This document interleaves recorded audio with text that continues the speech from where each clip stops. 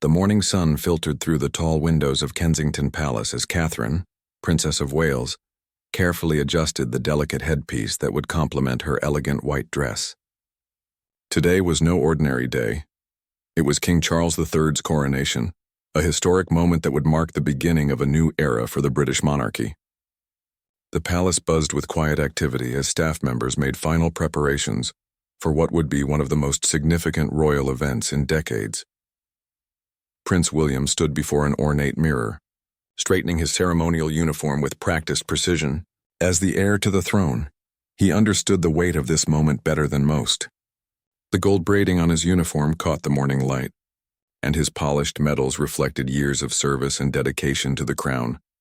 His thoughts drifted to his father, who would soon be crowned king, and the enormous responsibility that lay ahead for the entire family. Meanwhile, their 3 children were experiencing a mixture of excitement and nervous energy. Prince George, at 10 years old, was old enough to grasp the historical significance of the day. He had been carefully briefed on his role in the ceremony and the importance of representing the royal family with dignity. His younger siblings, Princess Charlotte and Prince Louis, were more focused on the spectacle they were about to witness than the constitutional implications. Princess Charlotte, always poised beyond her years, had been practicing her curtsy in the mirror for weeks. Her pale blue dress, chosen specifically for the occasion, made her look like a young princess from a fairy tale. She understood that millions of people around the world would be watching, and she was determined to make her grandfather proud. Her natural grace and confidence suggested she was born for such moments. Prince Louis, the youngest at 5 years old, was perhaps the most unpredictable element of the day. His parents had spent considerable time explaining what would happen and how long the ceremony would last.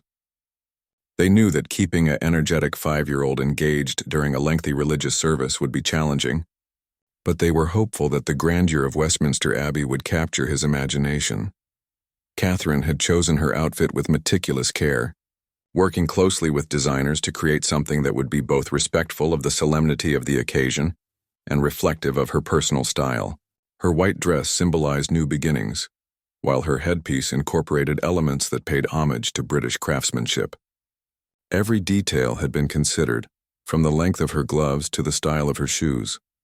The family's preparation had begun weeks earlier with multiple rehearsals and discussions about protocol. William and Catherine had made sure their children understood the importance of the day, while trying to keep the atmosphere light and engaging. They had shown them pictures of previous coronations and explained how their grandfather had waited his entire life for this moment. Security preparations around Kensington Palace were intense but discreet. Teams of protection officers had been coordinating with Westminster Abbey security and the Metropolitan Police to ensure every aspect of the royal family's journey would be safe and smooth. The route from the palace to the Abbey had been cleared and secured, with thousands of officers positioned along the way. As the morning progressed, the family gathered in the main drawing room for a final briefing from their private secretary. Last-minute adjustments were made to schedules and contingency plans were reviewed. The children listened attentively as they were reminded of their specific roles and the order in which they would enter the Abbey. The atmosphere in the palace was one of controlled anticipation. Staff members who had served the royal family for years recognized this as a once-in-a-lifetime event. Many of them had worked through previous coronations and understood the historical significance of what they were witnessing. The seamless coordination between different departments reflected years of experience in managing major royal events.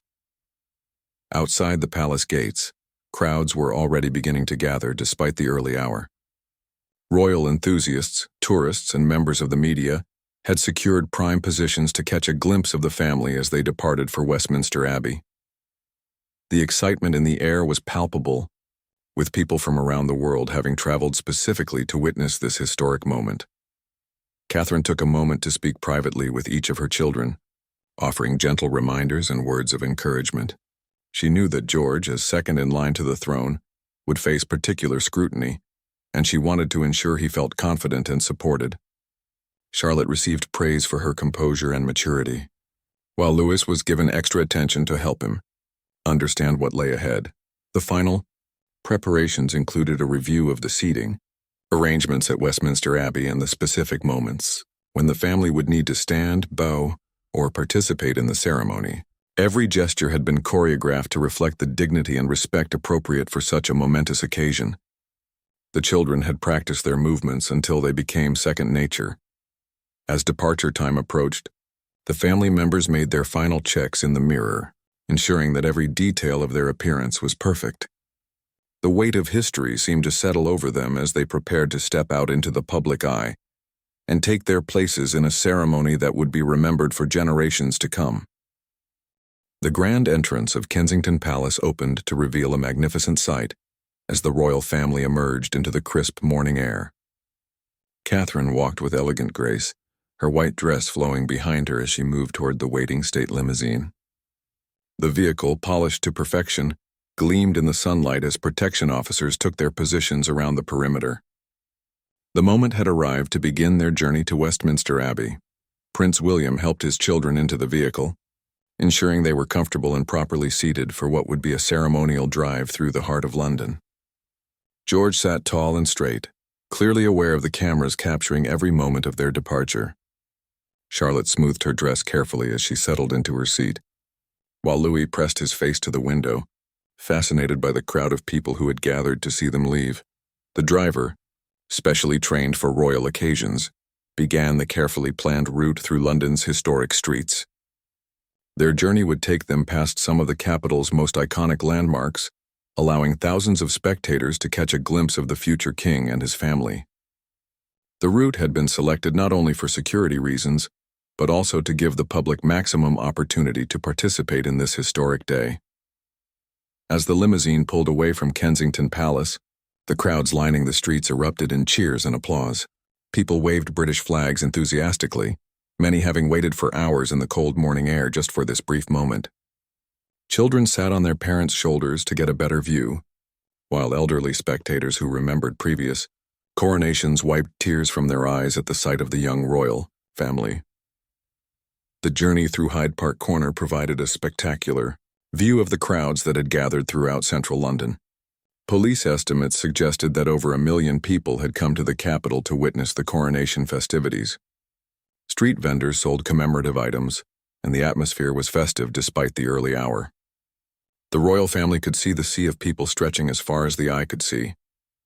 Inside the vehicle, Catherine quietly reminded the children to wave to the crowds, explaining how important it was for people to feel connected to the royal family.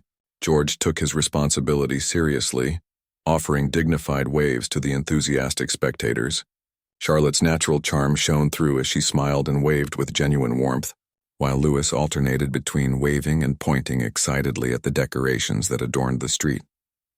The limousine passed Buckingham Palace, where additional crowds had gathered hoping to catch sight of other members of the royal family. The palace itself was draped with ceremonial banners and flags, creating a magnificent backdrop for the day's events.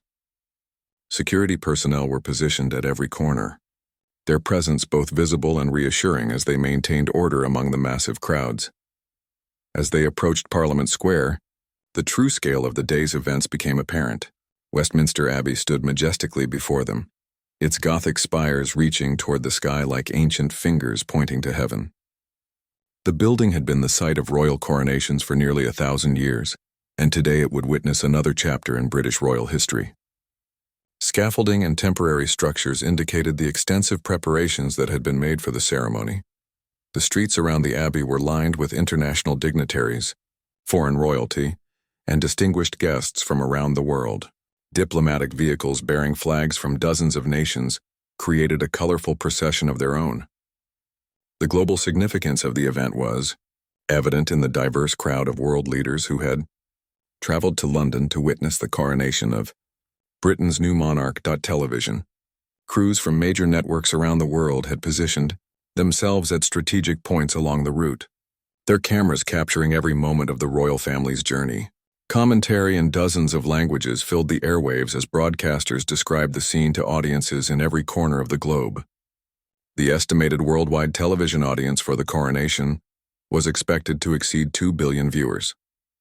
Catherine used the final minutes of their journey to have a quiet word with each child, offering last-minute encouragement and reminders about their behavior during the ceremony. She knew that Louis, in particular, might find the long service challenging, and she wanted to prepare him for what lay ahead. Her calm demeanor and gentle words helped maintain the composed atmosphere within the vehicle. The limousine began to slow as it approached the entrance to Westminster Abbey. Through the windows, they could see the red carpet that had been laid out for their arrival, flanked by guards in ceremonial uniform. The moment they had been preparing for was almost upon them, and the family members took deep breaths as they prepared to step out into the full glare of international media attention. Military bands positioned outside the abbey began to play as the royal vehicle approached. The stirring music added to the sense of pageantry and tradition that surrounded the entire event. Centuries of British history seemed to converge on this single moment as the future king and his family prepared to witness the crowning of a new monarch. As the limousine came to a complete stop outside Westminster Abbey's main entrance, protection officers immediately took their positions. The door handles gleamed in the morning light, ready to be opened for the family's grand entrance. Inside the vehicle, 4 members of the royal family sat poised and ready to step into history, knowing that millions of eyes around the world were focused on this very moment. The heavy door of the state limousine swung open with ceremonial precision, and Prince William was the first to emerge into the crisp London morning. He paused momentarily on the red carpet, allowing the assembled photographers and television cameras to capture his arrival at Westminster Abbey. His military uniform, adorned with medals and ceremonial decorations, caught the light as he turned to assist his family from the vehicle. Catherine stepped out with practiced elegance, her white dress flowing gracefully as she found her footing on the carpet. The crowd of dignitaries and guests who had gathered outside the Abbey entrance burst into applause at the sight of the Princess of Wales. Her headpiece sparkled subtly in the morning light, and her composed smile conveyed both warmth and appropriate solemnity for the occasion. Prince George emerged next, looking remarkably mature for his 10 years as he straightened his formal attire and surveyed the grand scene before him. The weight of his future role seemed to settle naturally on his young shoulders as he walked with confident steps toward the Abbey entrance. His presence drew particular attention from royal watchers who saw in him the future of the monarchy.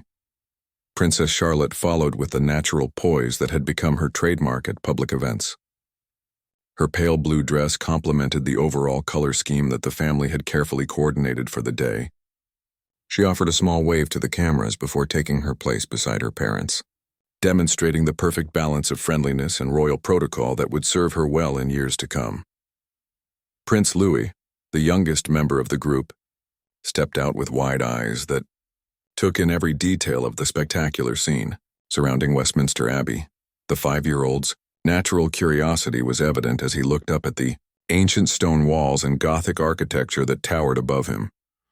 His parents kept a watchful eye on him, knowing that his unpredictable nature could provide either charming moments or potential challenges during the lengthy ceremony ahead.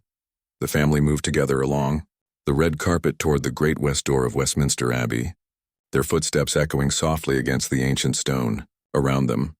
The carefully orchestrated security operation continued seamlessly, with protection officers maintaining their positions while allowing the family to move freely toward the Abbey entrance. The sight of the 4 royals walking together created an image that would be remembered as one of the defining moments of the Coronation Day. As they approached the Abbey entrance, the full majesty of the 1,000-year-old building became apparent. The intricate stone carvings and stained glass windows told the story of centuries of British history, and today would add another chapter to that remarkable legacy. The building had witnessed the coronations of monarchs dating back to William the Conqueror, and its walls seemed to whisper with the echoes of ancient ceremonies. Inside the Abbey, over 2,000 guests had already taken their seats in anticipation of the royal family's arrival. The congregation included heads of state, religious leaders, celebrities, and ordinary citizens who had been selected to represent different aspects of British society. The diversity of the guests reflected the modern, multicultural Britain that King Charles III would soon be crowned to serve. The Abbey's interior had been transformed for the occasion with elaborate floral arrangements and ceremonial decorations. Centuries-old traditions blended seamlessly with contemporary touches that reflected the values and priorities of the 21st century monarchy. The result was a setting that honored the past while embracing the future, much like the royal family itself. As William and Catherine reached the threshold of the Abbey, they paused to allow their children to take in the magnificent sight that awaited them inside. The soaring ceilings, ornate altar, and rows upon rows of distinguished guests created a scene of unparalleled grandeur. George, Charlotte, and Louis stood quietly for a moment, absorbing the atmosphere that surrounded them. The Archbishop of Canterbury, resplendent in his ceremonial robes, waited near the entrance to greet the royal family. His presence added to the spiritual significance of the moment, reminding everyone present that they were about to witness not just a political ceremony, but a sacred ritual that connected the new monarch to God and to his people. The religious aspect of the coronation remained as important today as it had been 1,000 years earlier. Television cameras positioned throughout the abbey captured every angle of the family's entrance, transmitting the images to viewers around the world who had been waiting hours for this moment. The technical complexity of broadcasting the event globally while maintaining the dignity and tradition of the ceremony represented a remarkable achievement in modern media coverage. The music began to swell as the abbey's choir and orchestra prepared to accompany the family's procession down the nave toward their designated seats. The combination of ancient hymns and contemporary compositions created a soundtrack that perfectly captured the blend of tradition and modernity that characterized the modern British monarchy. Each note seemed to resonate with the weight of history and the promise of the future. Catherine took Louis's hand gently, knowing that the imposing atmosphere of the abbey might overwhelm her youngest child.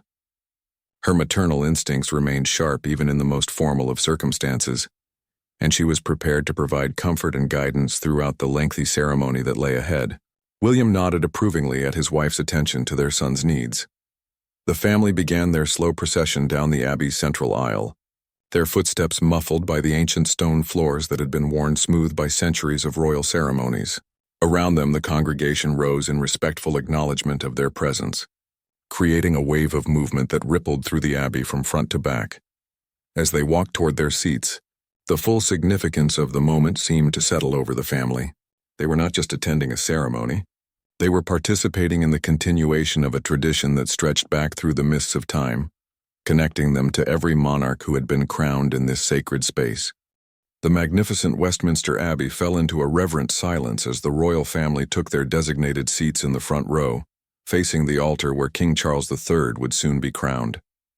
William and Catherine positioned themselves strategically so they could keep watch over their 3 children while maintaining their own dignity throughout the ceremony. The ancient wooden pews, worn smooth by centuries of royal ceremonies, seemed to embrace the family as they settled into their places. Prince George sat between his parents, his young face reflecting both the solemnity of the occasion and natural curiosity about the elaborate preparations taking place around him. He had been briefed extensively about what to expect, but seeing the ceremony unfold in person was far more impressive than any description could have conveyed. His eyes moved constantly, taking in details from the ornate altar decorations to the distinguished guests seated throughout the abbey. Princess Charlotte sat with perfect posture, her hands folded neatly in her lap as she had been taught during etiquette lessons. Her natural grace and composure made her appear older than her 8 years, and she seemed to understand instinctively when to stand, when to bow her head, and when to remain perfectly still. The television cameras occasionally focused on her, capturing moments that would become iconic images of the coronation.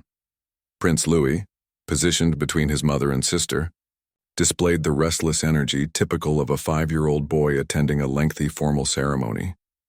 Catherine kept a gentle hand on his knee, ready to provide quiet guidance whenever his attention began to wander.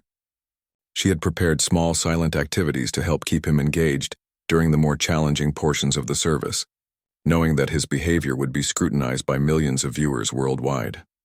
The ceremony began with ancient hymns that filled the abbey with glorious music, performed by choirs whose voices seemed to touch the very stones of the building. The children listened with fascination as Latin phrases echoed through the air, words that had been spoken at every coronation for hundreds of years. The continuity of tradition was palpable, connecting this modern ceremony to countless others that had taken place in this same sacred space. As the Archbishop of Canterbury began the formal proceedings, his voice carried clearly throughout the abbey thanks to a sophisticated sound system that had been carefully integrated without disturbing the building's historic character. Every word of the ancient liturgy was delivered with appropriate gravity, emphasizing the spiritual significance of the ceremony that was about to transform a prince into a king. The moment arrived for King Charles III to enter the abbey, and the entire congregation rose as one in respectful acknowledgement. William felt a surge of pride and emotion as he watched his father process slowly down the aisle, wearing the crimson robe of state that had been worn by monarchs for generations. The weight of crown and scepter seemed nothing compared to the weight of responsibility that Charles was about to accept. Catherine watched her father-in-law with admiration and affection, knowing how long he had prepared for this moment and how seriously he took the duties he was about to assume. She gently squeezed William's hand, sharing in the emotional significance of watching the family patriarch ascend to his destined role. Her own future as queen consort seemed both distant and inevitable as she witnessed this historic transition. The children observed the proceedings with varying degrees of attention and understanding. George followed every moment with intense interest, clearly aware that he was witnessing his grandfather become king, and his father move one step closer to his own eventual coronation. Charlotte maintained her composed demeanor while taking in the spectacular visual elements of the ceremony, from the elaborate robes to the ancient regalia. Louis's attention was captured by the more dramatic moments of the ceremony, particularly when the choir's voices soared to fill every corner of the abbey. However, he also found himself fascinated by the colorful uniforms worn by various officials and the glittering jewelry worn by distinguished guests. Catherine periodically whispered gentle explanations in his ear, helping him understand what was happening. The most sacred moment of the ceremony arrived when King Charles III was anointed with holy oil, a ritual that had remained unchanged for over 1,000 years. The royal family bowed their heads in reverent silence as this most private and spiritual aspect of the coronation took place behind a screen that shielded the new monarch from public view. Even the television cameras were respectfully withdrawn during this ancient sacrament. When the actual crowning moment arrived, the abbey fell into absolute silence except for the archbishop's ceremonial words. The St. Edward's crown, crafted for Charles II in 1661, was slowly lowered onto the king's head as centuries of tradition culminated in this single, transformative instant. William felt tears prick his eyes as he watched his father officially become king, knowing that his own path to the throne had just become more clearly defined. The congregation erupted in the traditional cry of, "God save the king," and the children joined their voices to the chorus, Louis's high-pitched contribution adding an endearing note to the solemn proceedings. Church bells began to ring throughout London, their joyous peals carrying the news of the successful coronation to the waiting crowds outside and across the nation. The ceremony continued with the enthronement, as King Charles III took his place on the coronation chair that had been used for royal coronations since 1308. The ancient oak chair, containing the Stone of Scone, created a direct physical link between the new king and centuries of his predecessors who had sat in the same seat to receive their crowns. As the formal ceremony drew toward its conclusion, the royal family prepared for the procession that would take them back through London to Buckingham Palace. The children had performed admirably throughout the lengthy service, maintaining their composure and dignity, while participating in one of the most significant events in British royal history. Their presence had added a human dimension to the ancient ceremony, reminding viewers that the monarchy was not just about tradition, but also about family continuity across generations. The great doors of Westminster Abbey swung open to reveal a transformed London landscape as the royal family emerged from the sacred ceremony into the afternoon sunlight. The newly crowned King Charles III led the procession, now wearing the imperial state crown and carrying the orb and scepter, symbols of his divine authority and earthly power. Behind him, Prince William and his family prepared to follow in a magnificent procession that would take them through the heart of the capital to Buckingham Palace. The Gold State Coach, a masterpiece of craftsmanship dating from 1762, awaited the new king outside the abbey. However, William and his family would travel in a different vehicle, allowing them to wave to the crowds while maintaining appropriate distance from the monarch during his moment of triumph. Their car, specially designed for royal processions, featured large windows that would give spectators excellent views of the future king and his young family. As they settled into their seats for the journey back to Buckingham Palace, the children's excitement was palpable. The formal ceremony had tested their patience and composure, but now they were about to participate in the celebratory portion of the day. The route through London would take them past hundreds of thousands of cheering spectators who had waited hours to catch a glimpse of their future monarchs. The procession began slowly, allowing the crowds lining the streets to see clearly each member of the royal family. Catherine had changed into a different outfit for the return journey, one that was slightly less formal but equally elegant, appropriate for the more celebratory nature of the procession. Her new headpiece caught the afternoon light beautifully, creating a spectacle that photographers captured from every angle. Prince George pressed his face to the window, marveling at the sea of people who stretched as far as he could see in every direction. Union Jack flags fluttered in the breeze, held by enthusiastic supporters who had traveled from across Britain and beyond to witness this historic day. The young prince began waving enthusiastically, clearly enjoying this more interactive portion of the day's events. Princess Charlotte had found her rhythm as a young royal, waving with just the right combination of enthusiasm and dignity. Her natural charm seemed to captivate everyone who caught sight of her, and she appeared to genuinely enjoy the connection with the crowds. Photographers noted how she had inherited her mother's ability to make each person in the crowd feel personally acknowledged. Prince Louis, now fully energized after the long ceremony, bounced excitedly in his seat as he took in the spectacular scene outside their window. His animated reactions to the crowds drew laughter and cheers from spectators, who were charmed by the youngest member of the royal family's unbridled enthusiasm. Catherine and William exchanged amused glances at their son's infectious joy.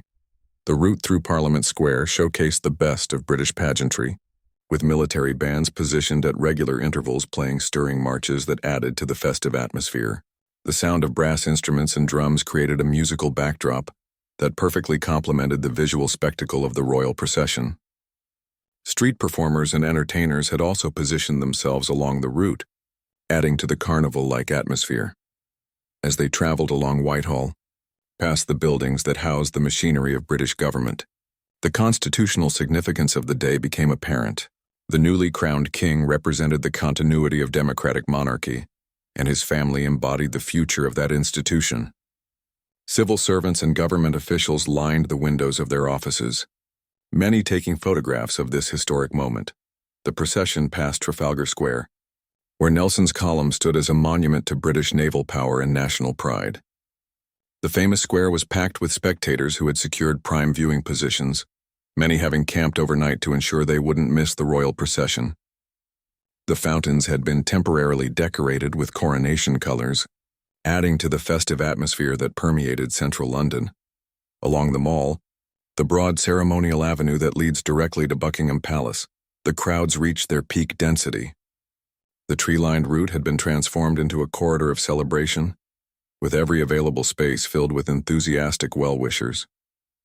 Street vendors moved through the crowd selling commemorative items, and the atmosphere was more like a festival than a formal state occasion. The children continued to wave tirelessly as their vehicle moved slowly along the processional route.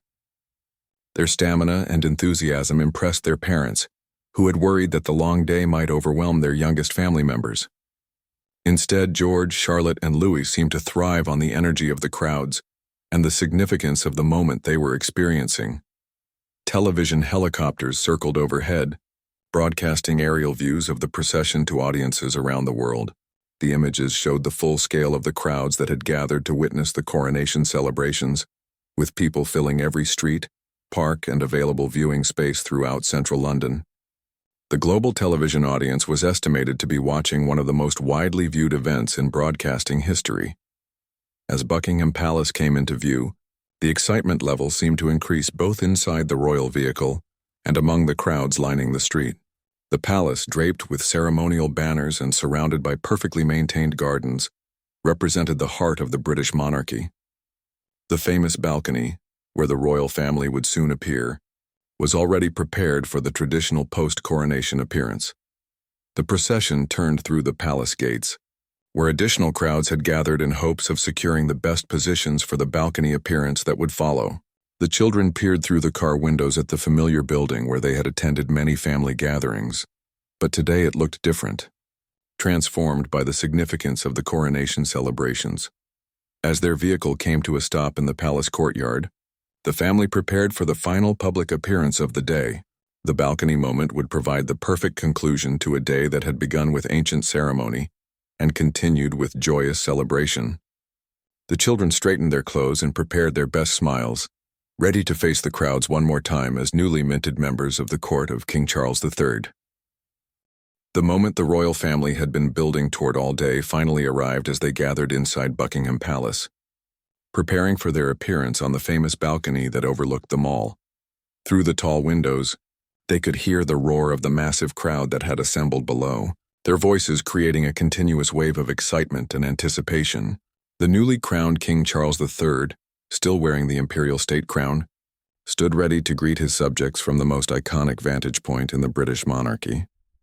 Prince William took a moment to straighten his children's clothing one final time, ensuring that they looked perfect for what would likely become the defining photograph of the coronation day. Catherine smoothed Charlotte's hair and adjusted Louis's collar, while whispering gentle reminders about waving to the crowd and staying close to their parents. The family had practiced this moment during rehearsals, but nothing could quite prepare them for the reality of facing hundreds of thousands of cheering people. The palace staff made final preparations for the balcony appearance, checking the positioning of microphones and ensuring that security measures were in place. The famous red curtains that would frame the royal family's appearance had been perfectly arranged, and the balcony itself had been decorated with subtle floral arrangements that would photograph beautifully while maintaining the dignity of the occasion. As the family moved toward the balcony doors, Prince George felt a mixture of excitement and nervousness that he tried hard to control. He understood that this moment would be remembered forever, not just by the people watching in person but by millions more viewing on television around the world. His parents had taught him that royal duty meant putting aside personal feelings to serve the people, and today he would demonstrate that lesson on a global stage. Princess Charlotte walked with her characteristic poise, but even she seemed slightly awed by the magnitude of what lay ahead.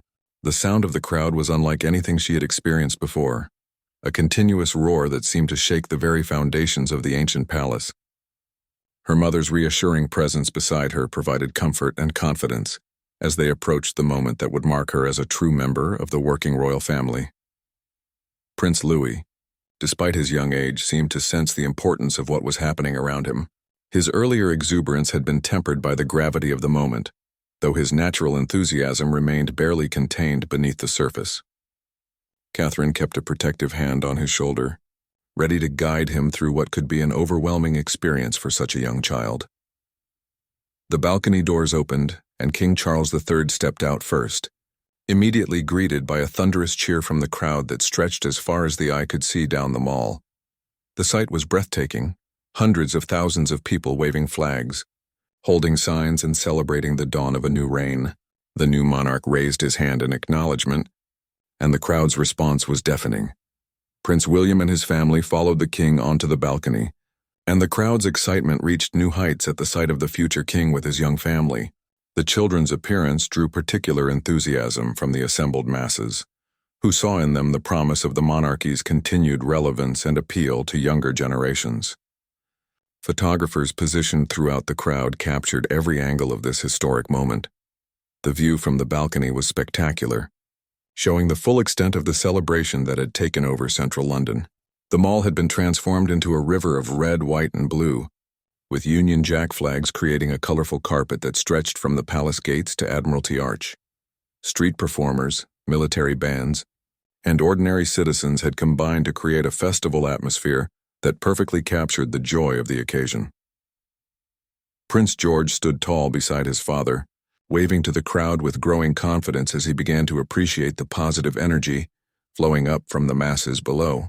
The young prince's natural dignity impressed observers, who noted how comfortable he appeared in what was undoubtedly one of the most public moments of his young life. His wave became more enthusiastic as he fed off the crowd's energy. Princess Charlotte charmed everyone with her perfect combination of royal protocol and childlike wonder. Her waves were measured and elegant, but her smile was genuine and infectious, creating moments that photographers captured and that would become treasured images of the coronation day. She seemed to understand, instinctively, how to connect with the crowd while maintaining appropriate royal dignity. Prince Louis provided some of the day's most memorable moments with his unscripted reactions to the overwhelming scene before him. His wide eyes and animated expressions delighted the crowd, who cheered extra loudly whenever he pointed or waved with particular enthusiasm. His parents watched him carefully but allowed his personality to shine through, knowing that authentic moments were what people would remember. The traditional Royal Air Force flypast began to approach from the distance, and the family turned their attention to the skies as the distinctive sound of aircraft engines grew louder. The Red Arrows, Britain's elite aerobatic team, led a formation that included historic aircraft and modern jets, creating a spectacular aerial display that perfectly complemented the ground-based celebrations. As the aircraft passed overhead in precise formation, leaving trails of red, white, and blue smoke across the London sky, the crowd erupted in their loudest cheer of the day. The children looked up in wonder at the display, with Louis pointing excitedly and George watching with obvious admiration for the precision and skill of the pilots. The moment created perfect symmetry between the ancient traditions of monarchy and the modern capabilities of the nation. The balcony appearance continued for several more minutes, allowing the royal family to acknowledge different sections of the crowd and ensuring that as many people as possible felt personally recognized by their future monarchs.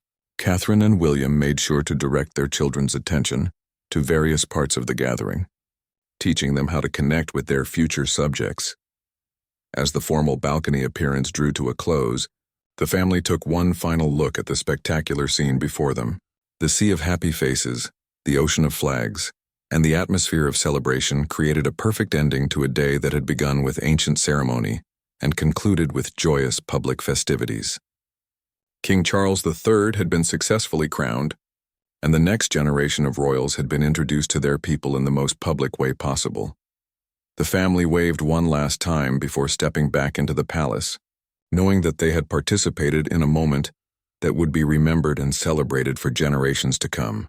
The Coronation Day had been a complete success, blending tradition with modernity and creating memories that would last a lifetime for both the royal family and the millions of people who had witnessed this historic occasion.